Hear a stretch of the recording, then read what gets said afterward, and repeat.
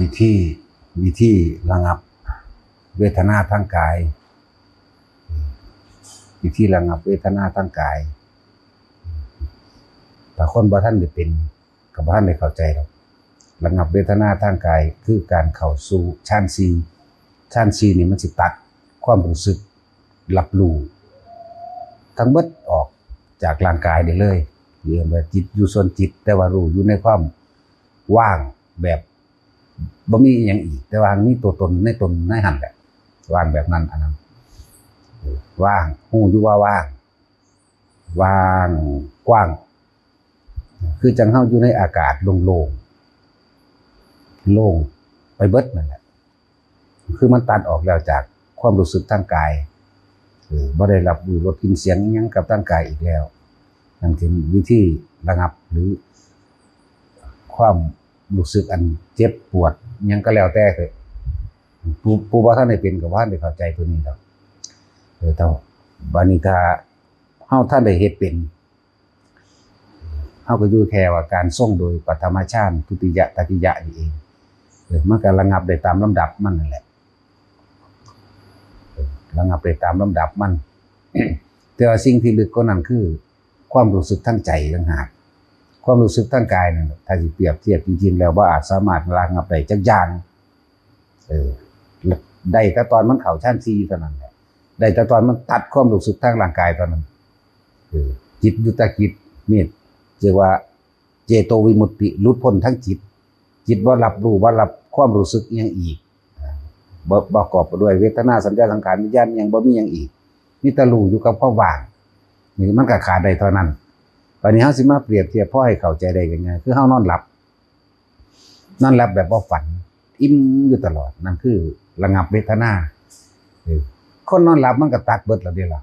ตัดความรู้สึกทั้งการรับรู้ตาหูจมูกลิ้นกายบ่ได้รับรู้ความรู้สึกอีหยังแล้วรับสนิทเลยอันนั้นก็คือกันแต่ว่านั้นมันทั้งเป็นผู้มีสติอยู่สติรู้อยู่ในความว่างมันบ่มีดอกความรู้สึกทางกายเรียกว่าบ่ต่างกันดอกกับการนอนหลับนะบ่ต่างกันวิธีระงับเวทนาอันขาดออกเลยคือการเข้าฌาน4เลยเปรียบเทียบว่ามันคือนอนหลับเป็นจังซั่น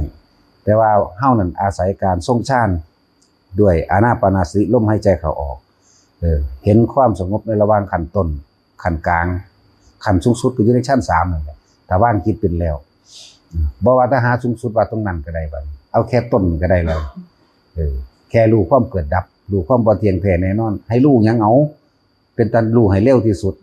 อันอื่นๆมันยังรู้ซ่าอยู่เด้เห็นคนเกิดเห็นคนตายเพิ่นก็เกิดมาตายอันนี้เขาเกิดแล้วจักยามใดเขาสิตายแต่ว่าสรุปลงว่าตายได้อยู่แต่อยากให้รู้โดยเร็วที่สุดคือเห็นความคิดเจ้าของนี่เกิดดับนี่ให้เห็นตัวนี้เด้ให้เอาตัวนี้เด้ให้เห็นตัวนี้ เฮาก็เลยอาศัยทำความสงบเพื่อให้เห็นความบ่สงบเมื่อเห็นความบ่สงบแล้วก็เพื่อให้ละความบ่สงบเฮ็ดละความคิดที่เจ้าของกำลังคิดปรุงไปพุ่นไปพี่ละโดยการบ่นึกคิดปรุงแต่งต่อและต้องอาศัยความสงบในเบื้องต้นพื้นฐานซะก่อนคือเอาความรู้สึกของเฮาเองมาอยู่กับลมหายใจเข้าหายใจออกแล้วเฮาสิเห็นจิตเห็นหยังเห็นมันคิดไปเรื่องนั้นเรื่องนี้เรื่องนั้นถ้าเฮาเข้าใจคำว่า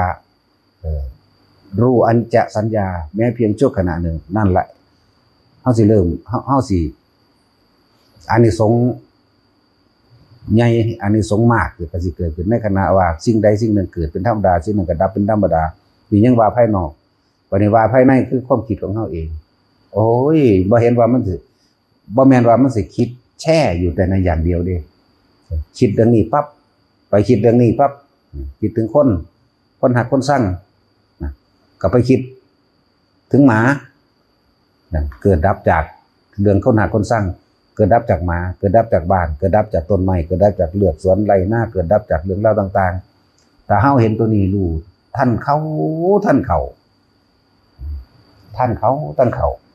เฮาก็เลยอาศัยความสงบแหละไปรู้ความบ่สงบแล้วอาศัยความบ่สงบนั่นแหละเพื่อให้เกิดการรู้เท่าทันสงบ จากการคิดปรุงแต่งแสวงหาในความอยากได้อยากดีอยากมีอยากเป็นอันเป็นสัญญาอารมณ์ความรู้สึกที่เคยมีมาก่อนที่เคยเป็นมาก่อนถ้าเฮารู้เท่าท่านจิตเป็นผู้คิดผู้นึกผู้ปรุงผู้แต่งผู้แสวงหา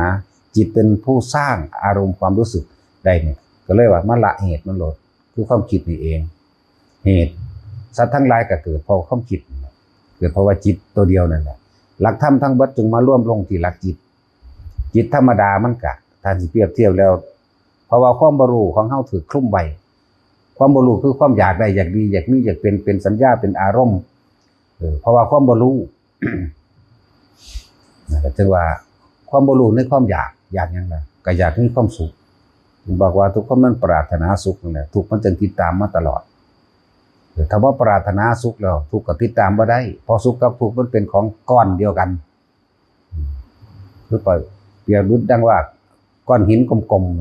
ๆสุขเข้าเบิ่งแต่เพียงภายนอกแต่ว่าทุกข์ซ่อนอยู่ในภายในเนื้อในของหินนั่นแหละ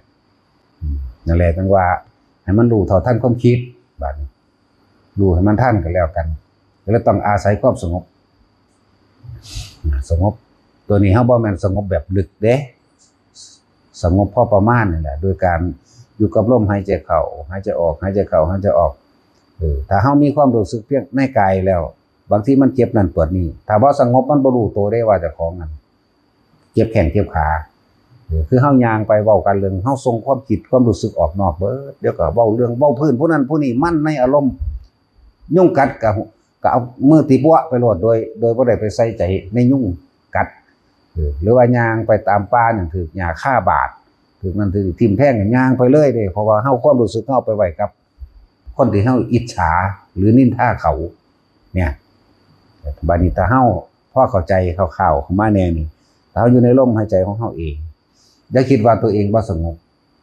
งบแล้วในระดับหนึ่งจักอยู่กับลมเข้าลมออกปวดขาเนี่ยปวดขาก็รู้ว่าปวดขาตะกี้บ่รู้ตัวดอกสำนึกน่ะบ่รู้เลยว่าหลายๆคนบ่เข้าใจความสงบระหว่างเบื้องต้นระหว่างท่ามกลางระหว่างที่สุดนี่คือสงบเบื้องต้นเพราะว่าเฮาอยู่ในกายในกายเฮาอาศัยลมหายใจเป็น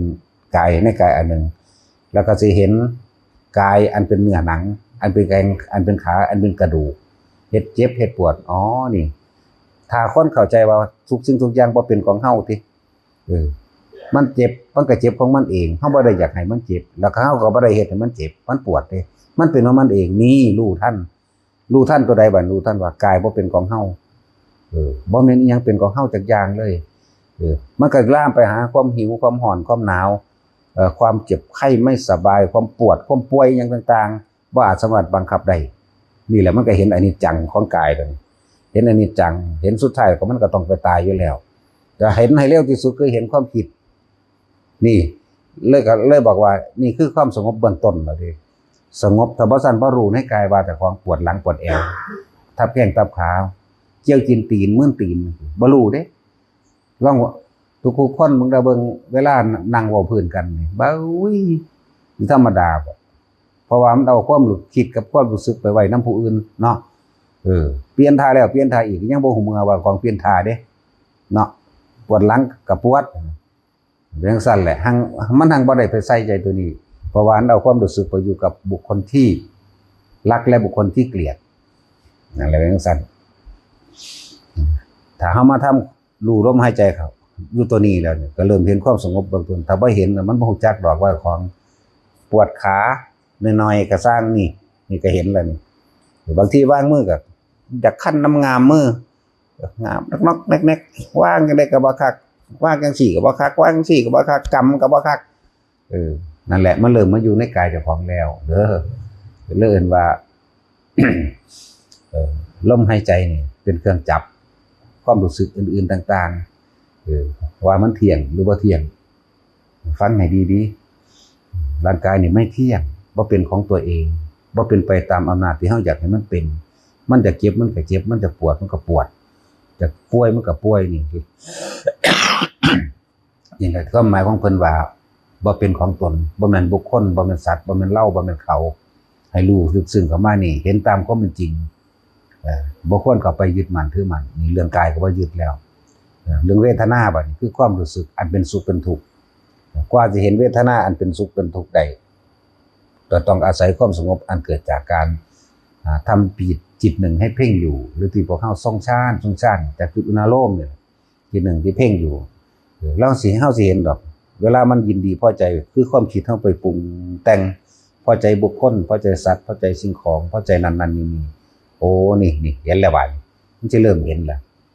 เพราะว่าจิตตัวนี้เป็นผู้สร้างคือเป็นผู้ยึดถือเอาในเวทนาในสัญญาในสังขารในวิญญาณคือรับรู้ให้ความรู้สึกแห่งความพอใจและบ่พอใจนั่นเองจึงบอกว่าอาศัยตัวนี้เพื่อจะเห็นเหตุของมันเหตุคือคิดเด้เหตุคือคิดสุขทุกข์จึงเกิดขึ้นได้เพราะว่าคิดนั่นเองถ้าว่าคิดสุขทุกข์เกิดขึ้นบ่ได้ดอกจึงหาวิธีให้มันสงบสักก่อนอาศัยความสงบเพื่อเห็นความบ่สงบเมื่อเห็นความบ่สงบแล้วก็อาศัยความบ่สงบความวุ่นวายสารพัดของโลกนี่เพื่อสิน้อมเข้ามาเห็นว่าที่สงบหรือไม่สงบเป็นเพราะเราต่างหากเขาก็บึมบั่มแต่เขาก็สนุกสนานเฮฮาแต่เขาก็มีเรื่องวุ่นวายแต่เขาแท้จริงๆแล้วเราต่างหากไปดึงเข้ามาเห็นป่ะอยากให้มันเป็นดั่งใจที่ตัวเองอยากให้พวกเขาเหล่านั้นเป็นเขาจึงบ่สงบนั่นแหละจังว่าเฮาอาศัยความสงบระวังประมาณพอประมาณปานกลางบ่ว่าที่1 2ได้ทั้งนั้น1 2 3ได้ทั้งนั้น เพื่อให้เห็นความบ่สงบในตัวเองได้จริงๆอาศัยความไม่สงบภายนอกเพื่อให้เห็นความไม่สงบภายในหรือความสงบภายในของเจ้าของเองนี่แหละกายเวทนาจิตกายกับลมหายใจกายลมหายใจกับเป็นการกายอันนึงเวทนากับเวทนานอกก่อนจะเข้าสู่เวทนาในนอกก็คือเฮ้านั่งนี่แหละเขาเรียกว่าขั้นขาเขาจะอยากเกานั่นอยากเกานี่นั่นแหละเห็นแล้วนี่ความสงบเริ่มประเด็นนั้นนะบ่แม่นบ่สงบหลายคนไปเทียบความสงบแบบปึ๊บบ่ฮู้จักหยังบ่ฮู้บ่หยังแบบนิ่งเงียบไปเลยบ่แม่นแบบนั้นอันนั้นเป็นการเข้าฌานอันนั้นมันก็เลยว่ามันคือนอนหลับนี่แหละบ่ฮู้เมื่อยหยังดอกมันทันละหยังได้แต่แบบนั้นแล้วก็เป็นสุขอย่างนึงซื่อๆคนสิติดตัวนั้นหลายกว่าเลยไปเทียบว่าบ่สงบมื้อนี้จะคิดอีหยังรอบโลกอยู่นี่แหมว่าแต่หลับตาลงนั่นรอบโลกโลดว่ะเพราะว่าเจ้าบ่ฮู้จักวิธีจับมันซื่อๆแต่ถ้าฮู้จักคำว่าจิตก็มีเที่ยงคือความคิดนี่แหมไปคิดถึงเรื่องนั้นปั๊บเรื่องนั้นปั๊บเนี่ยเข้าใจว่าเจ้าของบ่สงบก็จริงตัวเองบ่สงบก็จริงแต่ว่าไม่เห็นอนิจจังอนัตตาไม่เห็นความเกิดไม่เห็นความดับอนิจจังอนัตตาคนเฮามันบ่คิดแช่อยู่ในเรื่องเดียวเด้แม่นบ่ล่ะที่เขามาบอกให้ฟังโอ้ยหลับตาลงจังแม่นหยังถ้าเจ้าพลิกนิดเดียวเท่านั้นเองโหความคิดนี่มันบ่เป็นของเฮาเนาะมึงไหลไปตัวทีบเนาะนี่นะดูเข้ามันมาร่วมให้เห็นดอกนี่แหละปัญหาที่เขาว่าบ่สงบเพราะว่าจะไปคุ้มมั่นแบบว่าบ่อยากรับรู้หยังเด่นมันเลยบ่สงบของเฮาเอาสงบจากปราศจากความคิดปรุงแต่งในเรื่องเล่าต่างๆเด้สงบท่ามกลางความวุ่นวายสงบท่ามกลางความที่ตัวเองคิดไปนี่แหละแต่ว่ารู้แทรกเข้าไปโอ้ความคิดนี่กับเป็นแค่ของเกิดดับเป็นของบ่แม่นของเฮาอีกบางรู้นี่ธรรมดาบ่ความคิดนี่ก็บ่เป็นของเฮาเนาะนะถ้าเฮารู้ทันมันแล้วเฮาสิเข้าใจครับว่าสังขารขันธ์มันเป็นของมันแบบนั้นเนี่ย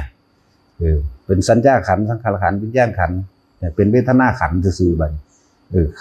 เวทนาขันธ์ก็แท้ทางกายใจบ่เจ็บบ่ปวดหรอกใจบ่มีความอยากได้อย่างดีอย่างนี้อยากเป็นแล้วเรื่องแต่เวทนาขันธ์สัญญาขันธ์ก็เป็นความเคยชินของร่างกายอันนั้นแหละสังขารขันธ์ก็คือสิ่งที่มันบันทึกไว้แล้วบางทีมันก็พุทธขึ้นมาเฮาก็จะปรุงแต่งต่อตัวแล้วก็ค่อยดับลงเองดอกเลยเห็นว่ามันเป็นของมันแบบนั้นซื่อๆนั่นแหละเวทนาขันธ์สัญญาขันธ์สังขารขันธ์วิญญาณขันธ์เหลือแต่ขันธ์เหลือแต่ตัวร่างกายซื่อๆดอกแต่ว่าตัวจิตนี่ไม่คิดไม่นึกไม่ปรุงไม่แต่งอยากให้ได้ให้ดีให้มีให้เป็นตามที่สัญญามันบันทึกไว้มันเป็นทั้งสั้น ถ้าเฮาบ่คิดนึกปรุงแต่งสัญญาต่อไปเวทนาคือความรู้สึกสุขทุกข์เกิดขึ้นมาได้อารมณ์เกิดบ่ได้แล้วพบกับดับตัวกันนิโรธเท่านั้นแหละเวทนา จึงเรียกว่าสัญญาเวทิตานิโรธบ่แม่นเป็นนั่งรับตาอยู่จังซั่นดิจังซั่นพระอรหันต์ก็เป็นอรหันต์แต่ตอนเฮ็ดจังซั่นติเพิ่นก็หันของเพิ่นอยู่ตลอดบ่หาแต่เข้าบ่หาแต่ออกอีหยังนั่นน่ะเป็นจังซั่น นั่นแหละสิ่งสำคัญสูงสุดให้ทุกคนเข้าถึงความคิดของเจ้าของเด้อจิตมันอยู่ตะมันเด้ความจริงมันก็ดีแต่ว่าอาศัยตานี่อาศัยหูอาศัยจมูกลิ้นกายเป็นเครื่องดึงเข้ามาเฮาสิดึงเข้ามาหรือบ่ดึงเข้ามานั่นนี่แหละอันสิ่งที่ควรไว้ต่อความคิดนั่นเอง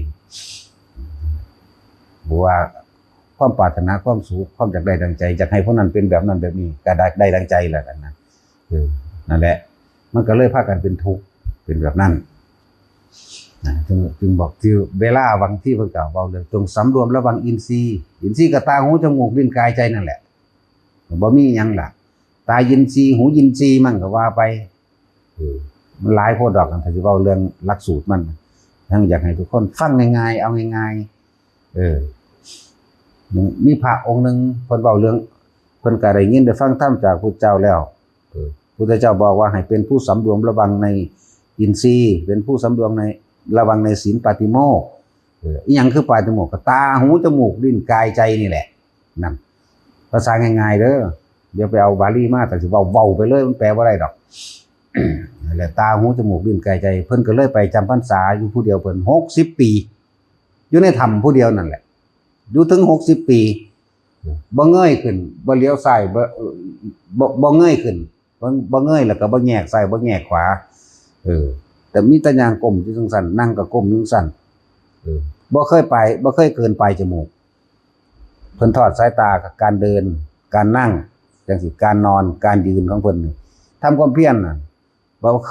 เพิ่นสิเอาปลายจมูกของเพิ่นนี่แหละเป็นล่างๆเพิ่นสิบ่มองเกินนั้นไปอีกอยู่จังซั่นถึง60 ปีขนาดไปลี่อยู่ในถ้ำในป่าผู้เดียวเด้อ60 ปีเด้อบัดนี้คนไปเห็นว่าพระองค์นั้นเป็นอรหันต์พระองค์นั้นปฏิบัติดีปฏิบัติชอบลี่อยู่ในศอกถ้ำลำลึกฮู้บ่ว่ามันถึงฤดูหนาวแล้วกายเพิ่นก็ฮู้ว่าหนาวสัมผัสหนาวถึงฤดูร้อนแล้วกายก็รู้ถึงฤดูฝนแล้วกายก็รู้หน้านั้นหน้านี้เป็นหมาผลไม้เพิ่นก็รู้หม้องใดเขาครั้งสิบ่เงยเบิ่งก็รู้ไปตามใบไม้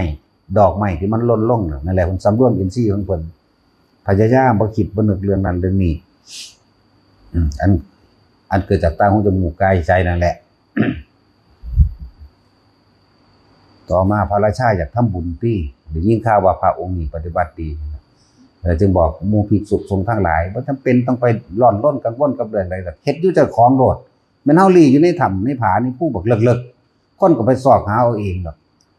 เทวดาเขาได้บุญเขาก็ไปสะกิดญาติพี่น้องของเขามาอยากได้ให้มาทำบุญทำทานนำเพราะว่าเขาอยากได้อานิสงส์ของผลแห่งทานอยากได้ที่อยู่อาศัยยารักษาโรคทั้งห้องตลอดทั้งเครื่องอำนวยความสะดวกสบายอาศัยญาติที่เป็นมนุษย์ไปหาพระองค์นี้มีคุณธรรมมีบุญมีความสงบพระองค์นี้ดีพระองค์นี้มีเครื่องทรงบุญยังดีก็ว่าไปนั่นแหละพระราชาก็เลยอยากทำบุญนำครับนิมนต์แล้วนิมนต์อีกบ่มาเด้นิมนต์ปากว่าเอาทหารไปเอาเจ้าของไปเองบ่มาโหเฮ็ดจังใดๆนี่เพิ่นบ่หวั่นไหวบ่ได้สนใจเด้คนมันเลยตายแล้วคนกายตายแล้วเฮ็ดจังใดน้อก็เลยเอาเด็กน้อยนั่นไปขังไว้อดนมบ่ให้เด็กน้อยกินนมแล้วก็มีผู้มาเว้าให้เพิ่นฟังอยู่เรื่อยเลยเพิ่นก็เลยอาศัยความเมตตาความกรุณามุตาอุเบกขาเพิ่นนั่นแหละเพิ่นจึงออกไปให้ทำบุญทำทานกับเพิ่นเรื่องนี้ก็ย้อนแย้งกันกับอันที่เขาคุยกันเรื่องจำพรรษาสวดปาติโมกข์บ่ได้เป็นอาบัติเด้อบ่เป็นนะสำรวมปาติโมกข์ทั้งนี้ก็รู้แล้วจากบ่ปาติโมกข์ตาหูจมูกลิ้นกายใจนี่หรือเพียงทำความเข้าใจเพียงว่าสัพพะปาปัสสะกลังกุศลสูปสัมปทาสจิตะทัพโรปตังเอตังพุทธานาสาสนังนี่ก็เรียกปาติโมกข์แล้วคือจังว่าล่ะว่าพวกบ่ปฏิบัติพวกอ่านหนังสือมาเว้ากันค่อยไปจับผิดนั่นแหละจังบอกแต่ละคน ผู้สวดใดมันบรรลุหรือยังนี่นะเนาะพวกนั้นคือใดเลยพวกบ่ฮัดละสวดอะไรว่าล่ะจังซี่ทำความใจนึงอย่าตกใจอย่าน้อยใจเด้อผู้ว่าบ่ได้ก็ดี ให้พวกเจ้าสำรวมตาหูจมูกลิ้นกายของพวกเจ้าเองทำความสงบมาภายในแล้วก็ทำความอย่าเอาความกระวนกระวายภายนอกเข้ามานี่กับปาฏิโมกข์แล้วว่าหาตั้งแต่ไปว่าทั้งเบิดดอกสวดทั้งเบิดนั่นสวดเฝ้าแล้วเฝ้าสวดซื่อๆดอกบ่ได้มีความหมายอิหยังสำถาเฮาบ่ตั้งใจอ่านคำแปลมันนั่นแหละกับหมู่ทรงเฮาเป็นหยังคือบอกว่าเฮาบ่ได้เอาตัวบาลีเป็นหลักแต่ว่าเฮาเอาอริยวินัยเป็นหลักหมายถึงว่าทุกคนศึกษาเลยนั่นแหละโคตรปาฏิโมกข์มันทั้งมีภาษาไทยมันทั้งมีภาษาฝรั่งนั่นแหละภาษาบาลีนั่นแหละนี่เป็นปาฏิโมกข์แล้วหลายๆคนเขากังวลเขาถามว่าผิดบ่ผิดพวกเจ้าอ่านนั่นแหละแต่ว่าบ่ฮู้ปาฏิโมกข์ก็ฮู้มันอ่านหนังสือบ่ออกบ่นี่สำรวมตาหูจมูกลิ้นกายใจคือเฝ้าระวังความคิดอันเกิดจากตาจากหูจมูกความคิดอันเกิดจากสัญญาที่ตาหูจมูกลิ้นกายใจมันเป็นความบันทึกไว้แล้วให้พวกเจ้าจิตปรุงแต่งต่อเด้อนี่ก็เรียกปาฏิโมกข์แล้วถ้าสิเว้าปาฏิโมกข์อันนั้นเป็นการรักษาหรือเพื่อให้เกิดการประชุมสงฆ์เพื่อเกิดความสามัคคีในคณะหมู่สงฆ์อันนึงเป็นกุศโลบายหนึ่งของเพิ่นลงหรือว่าลงก็ช่างได้บัดนั่นแหละ พระองค์นั้นอยู่ผู้เดียวก็สิบวันรู้หยังแล้ว60 ปีพุ่นเนาะสวดปาฏิโมกข์บ่ได้พระองค์นั้นองค์ที่เว้าอยู่เดี๋ยวนี้เลยองค์60 พรรษานั่นบ่ลงไปลงกับไผอีกต่างหากคิดเบิ่งดูอยู่ผู้เดียวอีกเบิ่งด้วยล่ะจังซั่นแหละอันใดที่มันเป็นประเด็นเฮ็ดให้หมู่ภิกษุสงฆ์แตกแยกกันจากคำถามอื่นๆบางที่ก็เป็นคนในศาสนาเดียวกันแย่ขึ้นมาเพราะสิอ้างตนซื่อเด้มันบ่มีแนวขายหรือขายวินัยจังมีคนเข้าไปหาแต่มีเตือนไว้บางที่ก็นอกศาสนาแย่เข้ามาเพื่อให้เกิดประเด็นเด้อนั่นแหละอย่าเอามาเว้ากันเป็นประเด็นมันสิเป็นจุดตกจุดบอดนี่หลายๆอย่างเข้าไปแทรกซึมคือเว้ากันเรื่องรับเงินนั่นแหละภิกษุองค์ใดพุทธเจ้าว่าอนุญาตเพิ่นอนุญาตสำหรับมคทายกอุปถากแต่ความจริงโดยใส่หัวใจแล้วกับภิกษุนั้นเป็นผู้ใส่คือเก่าก็รับเองคือเก่านั่นแหละหมายถึงรับเพิ่นให้มคทายกวิยาวัจกรวัดเป็นผู้รับไว้เวลาอยากได้หยังปรารถนาหยังไปบอกว่าผู้ขาต้องการนั้นผ้าจีวรไตรผ้าจีวรผืนนึงขอให้ท่านไปตัดเย็บแน่ก็ไผใช้กับผู้รับตัวก็เขาเป็นผู้รักษาไว้แต่ของก็เป็นผู้ไปใส่คือเก่าอันนี้ก็นึงประเด็นอย่ามาบอกกันเถอะเวลาเก็บไข่ได้ป่วยมากผู้ใดเอาพรได้เนาะตัดสินไปเติมน้ำมันจังซี่ผู้นั้นผู้นี้ไปจังซี่เอาละพรบาดนี้เต็มถังเอาล่ะยะถาวาลีวาหามันบ่มีทางดอกเป็นไปตามยุคสมัยตะกี้เพิ่นก็รับอยู่ได้ล่ะพระอานนท์ถือมาให้นั่งวิสาขาลืมพระอานนท์ก็บอกพระพุทธเจ้าบอกเก็บไว้ก่อนก็ประกาศหาเจ้าของโอ้นี่มันของนั่งวิสาขานั่งวิสาขาถวายเลยก็เพิ่นจะเอามาหยังเพิ่นก็ประกาศขายได้ล่ะแม่นบ่ล่ะก็ไผสิไปซื้อได้แพงคักปานนั้นก็นั่งวิสาขาซื้อคือเก่าแน่เพิ่นก็เอาเงินไปสร้างวัดอันแหละสร้างอาคารวิสาขารมาตาอาคารหลังใหญ่ตัวสร้างเบิดทั้งวัด18 โกฏตัว18 ล้านบาทแต่เว้าเรื่องเงินว่านั่นแหละมันเป็นแค่เครื่องแรกมันบ่แม่นแนวสิฆ่าคนคักปานนั้นดอกแต่ว่ามันเป็นประเด็นซื่อๆดอกแนวนั้น เวลาเจ็บไข้ได้ป่วยหมอเขาบ่เอาหมอหารแล้วบ่เอาเด้เฮาเอาพระไปรักษาตัวเฮาเองก็คือกันเราก็บ่เอาเด้พรนั่นแหละจังซั่นแล้วน้ำมันปั๊มน้ำมันทุกปั๊มถามมึงดูเอาพรบ่มึงได้เอาพรกูไปเติมแมงหั่นล่ะวะจังซั่นก็ได้จะเว้ามาเป็นประเด็นเถาะยอมรับความจริงซะมันใส่ทั้งมือบวชพุ่นมึงดูมันต่อใส่ซองเบอร์ชามีอยู่บ่วะมันบ่ตัดสินบ่มีเด้เอารุ่นใหญ่ๆเลยพุ่นก็ได้ใส่คือเก่าตะกี้เขาเจ้าใส่สลึงนึง50 ตังค์เนาะใส่คือเก่านั่นแหละจังซั่นตัวถือว่าหยังกับบุญนี้แต่ว่าเขาเจ้าบ่ได้ใส่เป็นไปในทางทำลายดอกใส่ในทางเป็นประโยชน์ต่อมนุษย์ต่อสัตว์เลยบอกทุกคนว่าอย่าเอามาเป็นประเด็นแถวเรื่องข้อรอใครแลคนบ่ฮู้ค คนบ่จักหยังมันฟังทีเดียวมันตีความหมายผิดเบิดมันบ่ได้ศึกษาจริงๆจังๆดอกอันพวกนั้นเป็นจังซั่น พวกที่ทำลายได้ที่จริงเขาบ่ได้ทำลายเขาอยากแสดงความเห็นซื่อๆเป็นจังซั่นเขาบ่รู้จริงเขาบ่ได้ศึกษาแจ้งเอาเถอะนะพระไตรปิฎกทั้งเบิดมีจักฉบับกูอ่านเบิดกันแล้วกันนะเบิดหลอดแหลกนอกพระไตรปิฎกหรือบันทึกเป็นตำนานจากองค์นั้นองค์นี้คือเขาก็อ่านเด้อ่านก็อ่านไปเป็นความรู้ซื่อน่ะรู้ก็รู้อยู่หั่นแหละแต่มันเกิดเหตุการณ์และปัญหาจริงๆก็จังเอาความรู้เหล่านั้นมาแก้ซื่อเด้บ่ได้ยึดเด้จังซั่นเลิกว่าเป็นประเด็นเรื่องนั้นกับพวกเขามีความกังวลหลายเด้ที่เขาถามมานั่นอยู่วัดนี่ตรวจปาฏิโมกข์บ่ได้จักองค์ว่าซั่นสู้ฮู้จักหูตาหูจมูกลิ้นกายใจบ่วะสู้จักสำรวมระวังความคิดของสู้อันเกิดจากตาจากหูจากจมูกจากลิ้นจากกายบ่วะอ๋ออันนี้นี่เองแน่สู้แปลตัวนี้ได้บ่อ่านได้บ่สัพพะปัสสะกำลังนี่นะแปลได้บ่ได้ก็นั่นแหละปาฏิโมกข์ว่ะมันก็มาจากตาหูใจนั่นแหละปาฏิโมกข์กันก็เรียกว่านั่นเถอะถ้าจะพากันสวดก็อ่านเอาเลยก็ได้เด้ล่ะนี่หนังสือมีนี่4องค์นี่พากันอ่านเอาโลดนั่งอ่านเอาเลยจนว่ามันจบก็แล้วตัวแต่นั่นแหละมันก็พวกขายของก็ว่าแน่จังน้อยเลยจะเป็นยกขึ้นมาเป็นประเด็นอาบัตินะอาบัติทุกคนนะโอ้ยบักหามเอ้ยนั่นแหละจะไปเว้ารุนแรงปานนั้นนั่นแหละคือว่านั่นแหละพวกเดียวกันน่ะทำร้ายกันดีๆผู้อื่นทำร้ายบ่ได้จริงๆอุบาสกอุบาสิกาภิกษุณีอุบาสกอุบาสิกาเพราะว่าบ่รักษามีแต่สิจับผิดนะบ่ค่อยประคองกันแหมว่ามันไปจับผิดนะเขาบ่รู้ก็บอกเขาแบบนี้ใส่กุศโลบายนี่เลยอย่าใส่แต่ว่าแต่ของทองได้แต่ภาษาสั้นๆอยากซ้ำเฮาว่าอยากอียะนำเด้อย่าอีหลีนั่นภาษาทองได้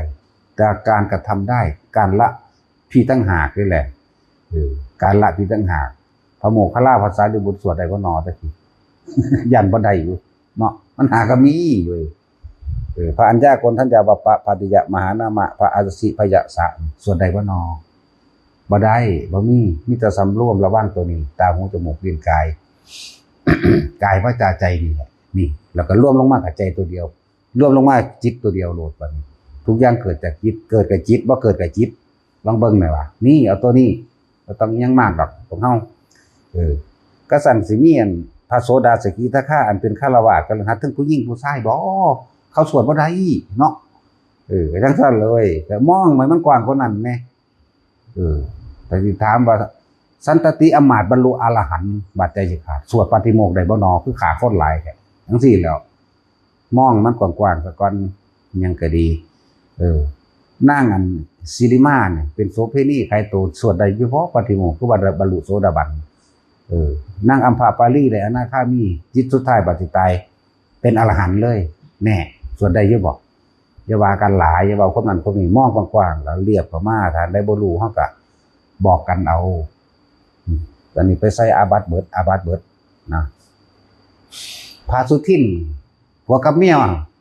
มาบวชนอนนำกันอยู่เท่าไรเทื่อจนก็บรรลุอรหันต์อยู่แล้วกันแน่แต่จะบอกมองว่าหนักๆเลยเนาะนี่พระภิกษุณีกับพระสุทินโตการใหญ่เลยจักว่านี่บัดนี้ก็เอามาอ้างอธิกรรมิกะบุคคลนั่นล่ะไม่ปรับอาบัติแต่ว่าคือบรรลุอรหันต์อยู่นั่นนะน่ะก็จังซั่นเลยมันสิทำใดก็ยังว่าอยู่เด้อเลยว่าจะยกประเด็นมาถกมาเถียงกันเฮาให้ความเห็นว่าเฮาควรสิน้อมลงว่าเล็กๆน้อยๆอันใดอันนึงที่จริงก็บ่เล็กน้อยดอกเพียงแต่ว่าอันใดเป็นตาออกเผยแผ่ก็เผยบ่เผยแผ่ก็แล้วไปนะพระสุทินกับเมียก็บรรลุอรหันต์อยู่เลยฟาดกันมาตลอด 2-3 พรรษาเลยล่ะเนาะพุ่นละบัดนี้มาบัญญัติแล้วมันบ่บรรลุบอกกันไว้จากว่าล่ะตัวนี้มันรุนแรงมันสั่นตัวจังมีขอบัญญัติว่าเอากับลิงเอากับสัตว์เอากับนั่นกับปดีเอาไปมาเอาหอดแตะสัตว์ตัวเมียก็บ่ได้บ่รักธรรมดาบ่ถ้าสิเว้าละเอียดไปแล้วหญิงแม้เกิดเพียงวันเดียวบ่บัดนี้เอาไปมาไก่แม้เกิดเพียงวันเดียวสัตว์ผู้หญิง งอกควายหมานั่นเขาจะคืออุ้มกันอยู่ซั่นเนาะแต่ว่าบ่ได้เว้าเพื่อเอาชนะดอกคือแต่ว่าให้รอบคอบซึ่งกันและกันซะก่อนมันตกใจอยู่เด้พวกเขาเจ้ามีศรัทธาก็ดีพวกเขาเจ้ามีศรัทธาในการบวชมันตกใจโอ้ยตายแล้วกูเฮ็ดผิดกูสิตกนรกนะแล้วก็พากันเทศน์ทั้งเรื่องว่าพระตกนรกมากที่สุดพระในโลกมันมีพอล้านบ่วะคนในโลกมัน7,000 ล้านกว่าคนอันใดมันสิตกหลายกว่ากันเดี๋ยวนี้เนาะเว้ยหาว่าพระตกนรกหลายเปรียบกับเปรียบมันเป็นแน่คน7,000 กว่าล้านคนเป็นจังได๋พระสิไปตกหลายกับปานนั้นภาษาพระนิดหน่อยที่จริงบ่แม่นพระดอกแต่ก็ล่ะภิกษุพระอีหลีบ่ตกพระตโสดาบันขึ้นไปแต่ว่าเพิ่นเว้าเข้าใจง่ายซื่อดอกเฮาก็เข้าใจอยู่ดอกเฮาอยากเว้าให้คนฟังซื่อพระนี่บ่ตกนรกโสดาสกิทาคานาคาขึ้นไปบ่ตกนรกแม้กระทั่งผู้ยังไม่บรรลุอะไรแต่ว่ามีพระรัตนตรัยเป็นที่พึ่งอย่างเดียวนึกถึงพุทธธรรมสงฆ์อย่างเดียวเป็นปุถุชนนี่แหละแต่ว่ามีความคิดเกี่ยวของเฉพาะพุทธธรรมสงฆ์คิดถึงพระพุทธธรรมประสงค์เท่านั้นแต่ยังขาดออกจากอบายภูมิใดแน่สิว่าเว้ายังแต่ว่าอันนี้แต่เบิ่งเรื่องในวจนะพุทธวจนะที่เขาเจ้าเรียบเรียงไว้นี่เฉพาะคำสอนพุทธเจ้าเอิ้นว่าพุทธวจนะอันออกจากพระปากนี่แหละพระปากโอษนั่นแหละนี่แยกเอานี่คำสอนพุทธเจ้านี่คำสอนที่พุทธเจ้ารับรองของอรรถกถาหมายถึงภาษาลิบุตรเทศแบบนี้พระกัจจายนะเทศแบบนี้พระอนิเทศแบบนี้แล้วถามพุทธเจ้ารับรองให้แม้เราตถาคตก็จะกล่าวเช่นนั้นเราก็ตถาคตก็จะบอกเช่นนั้นพูดเช่นนั้นอันนี้แยกเอาตัวอันนี้เป็นพุทธวจนะอันนี้เป็นสังฆจนะสังฆวจนะอันนี้ก็เลยเป็นคำสอนพวกนี้เป็นคำสอนพระสงฆ์